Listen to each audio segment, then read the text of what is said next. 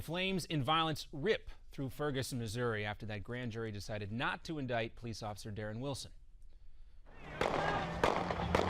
These were the scenes on the streets last night. You can hear gunfire ringing out. Of course, Wilson was looked at in the shooting death of 18-year-old Michael Brown. He's the one that fired the shot. But after the announcement, there was sorrow and anger in the streets. I'm hurt. I'm hurt. I have a son, so I'm hurt. What am I to tell my son when he grows up? I didn't see a lot of peaceful protest out there tonight, and I'm disappointed about that. I'm not saying there weren't folks out there that were out there for the right reason. I'm not saying that wasn't the case, but I am saying that unfortunately this spun out of control.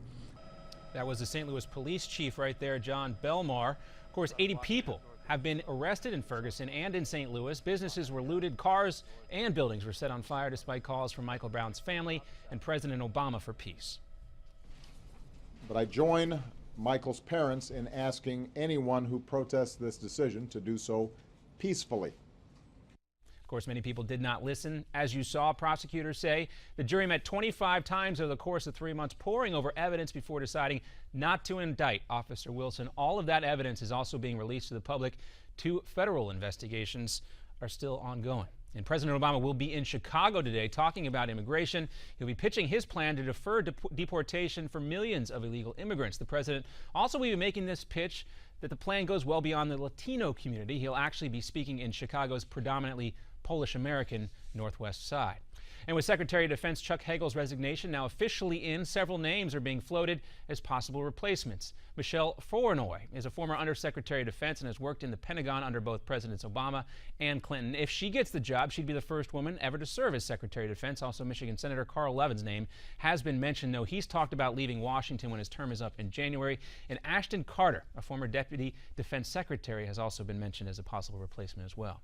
And more menus around the country are going to start showing calorie counts along with prices. The FDA is set to expand the number of places that have to post calorie information in an effort to help fight America's expanding waistline. Under the new rules, businesses with 20 or more locations that sell prepared foods will have to post those calorie counts.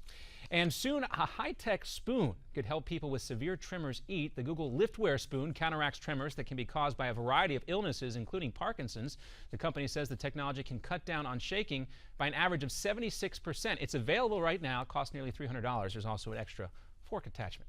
And some movie history for sale right now in New York. It may be the most famous piano in the world, the little upright from Casablanca, where Sam played as time goes by, sold for just under $3.5 million during an auction. Another update coming up for you in 30 minutes. I'm John Bachman, and I'll send it back to America's Forum.